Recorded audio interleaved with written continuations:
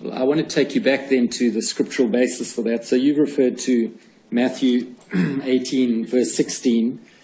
And as I understand it, and correct me if I'm wrong, that in turn really is a reference back to Deuteronomy 19, verse 15. In other words, what Jesus Christ was doing is referring back to that aspect of Mosaic law dealing with evidence.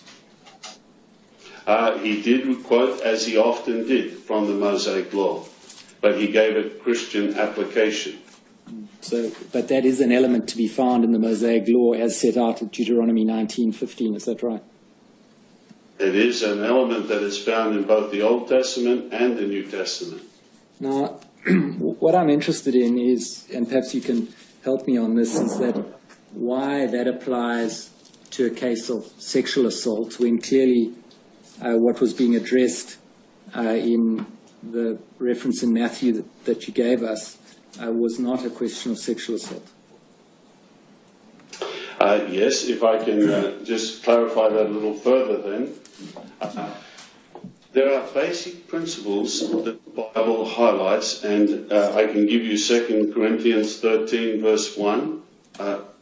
Sorry, Mr. Stewart. Yes, carry on. You can hear me okay? Yes. Okay.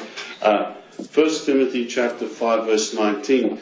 It's not just a one-off verse, but this is a basic principle for rules of evidence as found in the Bible. But if I could just emphasize again, this is only referring to a church-appointed committee that determines whether a person should remain in the congregation or not.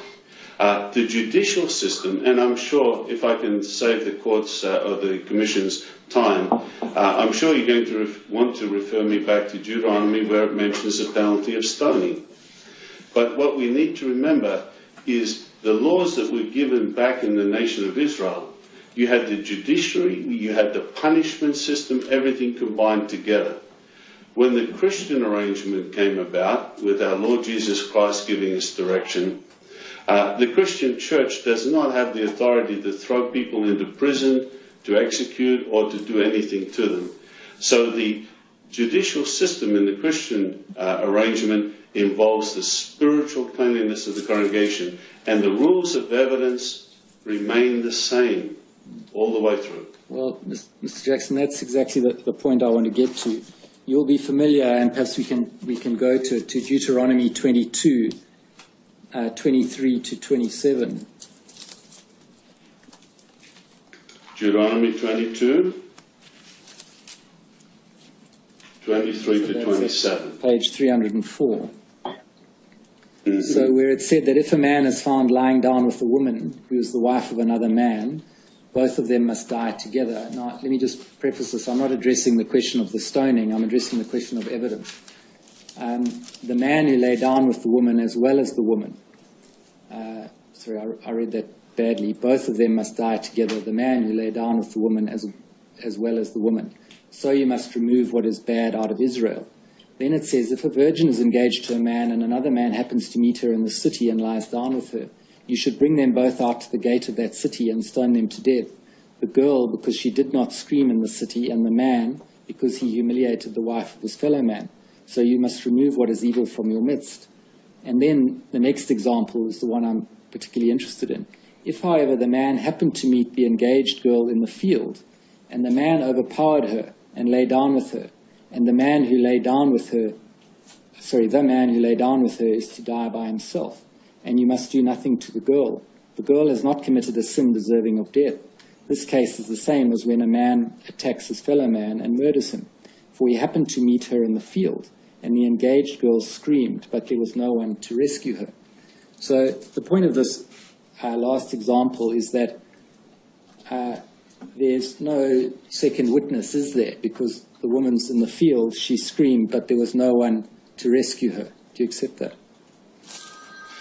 Could I explain, Mr. Stewart, that, you see, I think already under testimony, some of Jehovah's Witnesses have explained that the two witnesses needed can be, in some cases, the circumstances. I think, was it an example given? I'll come to that, Mr. Jackson. Okay, so we'll get through this a lot quicker and easier if we just address it one step at a time.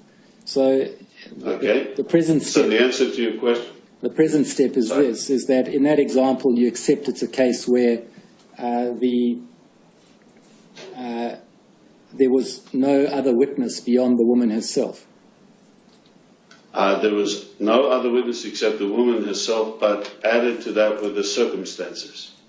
Yes, well, the circumstances were that she was raped in the field. Mm-hmm. Yes, but they were circumstances. And it was sufficient, there being only one witness, it was nevertheless sufficient for the conclusion that the man should be stoned to death. Mm-hmm. Yes. Now, is it... I think we're agreeing on the point. Yes, is it not the case that had Jesus been asked about a case of sexual abuse, he may have referred back to this part of Deuteronomy and said that it's not required to have two witnesses? I certainly would like to ask Jesus that, and I can't at the moment. I hope to in the future. But that's a hypothetical question which if we had an answer, then we could support what you said. Well, it's hypothetical in a sense, but really what I'm driving at is the scriptural basis, and you the scholar, I'm not, is the scriptural basis to the two-witness rule really so solid, or is there not space for your governing body to recognize that in cases of sexual abuse it need not apply? Again, if I could just mention the fact that we've already acknowledged that circumstances can also be one of the witnesses. Well, I'll come to that, but my question is a different one. It's whether the scriptural basis to the two-witness rule in relation to cases of sexual abuse has a proper foundation. We believe it does because of the number of times that principle is emphasized in the scriptures.